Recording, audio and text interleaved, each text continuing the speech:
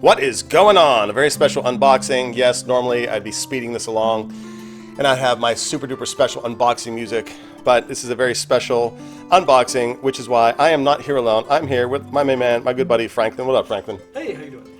Doing good. So we are fixing to open the very first draft, the very first proof draft of the book. Wait, man. I know, seriously. I've been hearing about it forever. Well, I've been waiting forever because the company Blurb, the first shipment got lost or damaged, and now there's a rogue version of my book out there. That'll be worth more. I know. So let's dig in. 1001 Watch Designs, Volume 1, from yours truly. And I'm not going to speed up this unboxing because I want to see the whole thing. Dun, dun, dun. Anything you want to say to mark the occasion?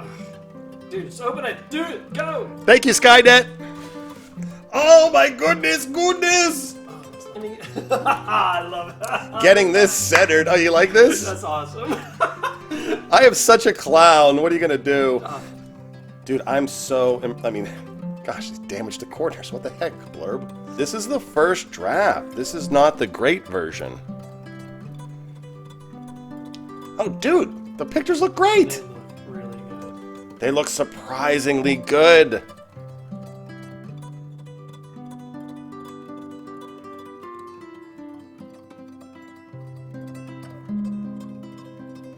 All right, here we go, version 5. Let's hope it's a winner, Blurb.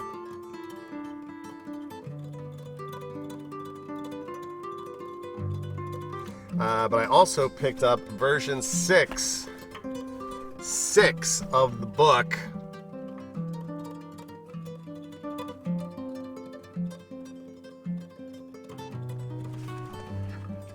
Killing me, Smalls. The left is not the same as the right. Franklin was right. Blurb isn't going to deliver the goods.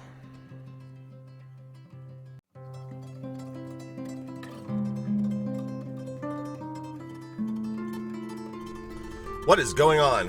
We are doing a car unboxing. Sharp Edges brought to you by Countercom.com. Love this little knife. What am I wearing? Omega Speedmaster Reduced 2 Electric Boogaloo. What am I unboxing? No, not a watch. The book. Version 10 of the book is in my hands. Could not wait to get home. So let's crack this bad boy open.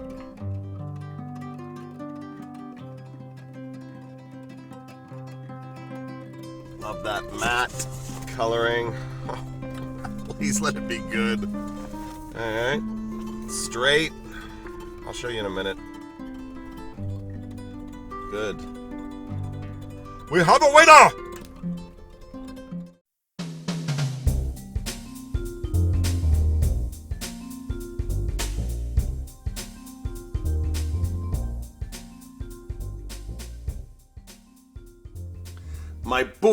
My books. I love my watch books. Now I've got some of my watch books and some of my watch books on the table today.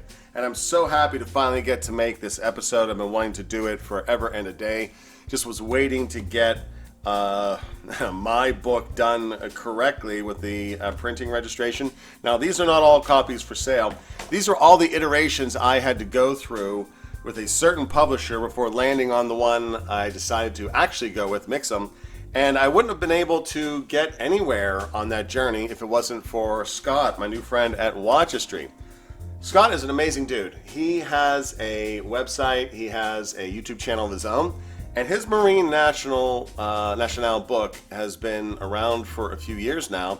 It was featured on Urban Gentry. That's where I first saw it. And he's got another book out there, the Vintage ZRC book, which I just got in. I'm going to include, or rather do a full episode just on this book.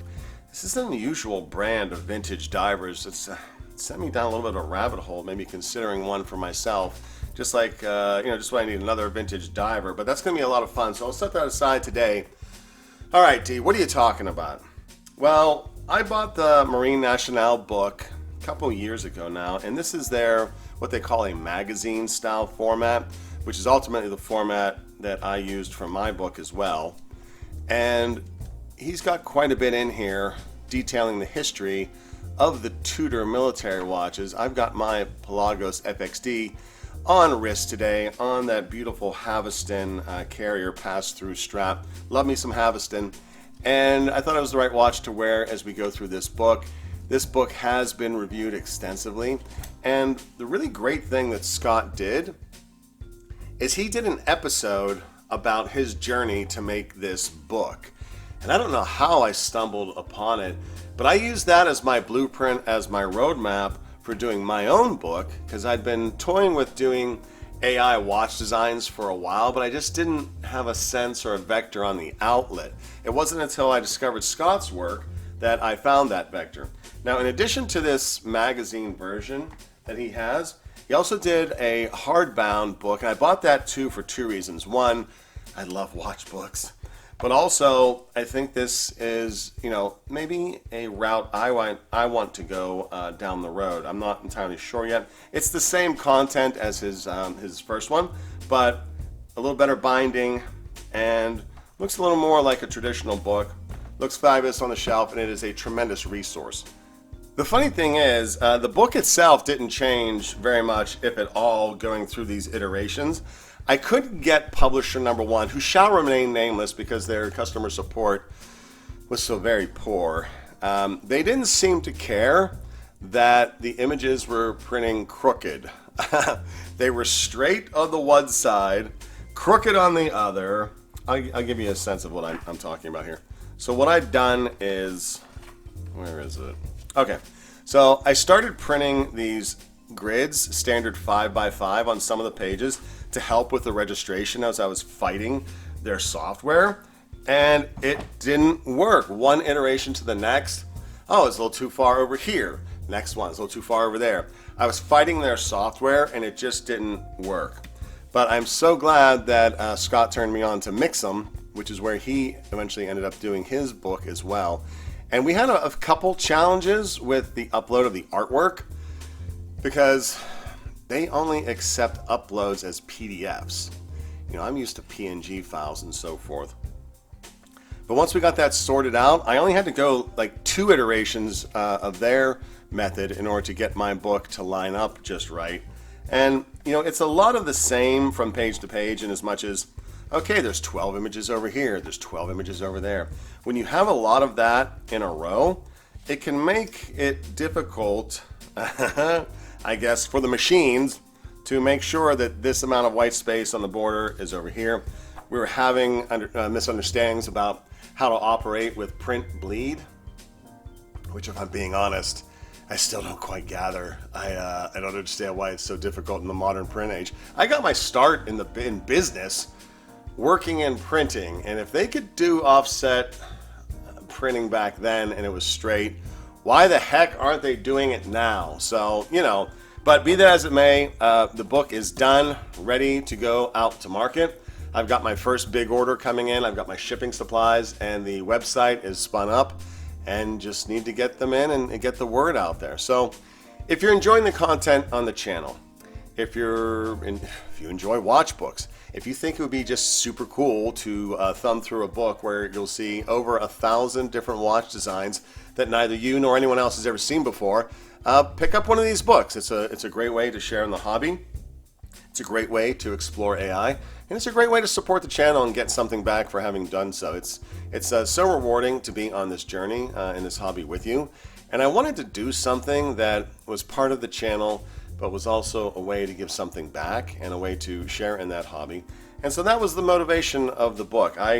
If it does well, I may very well do additional volumes, but going forward, as the book gets out there, the book is going to be participating in the future giveaways. What does that mean, Dee?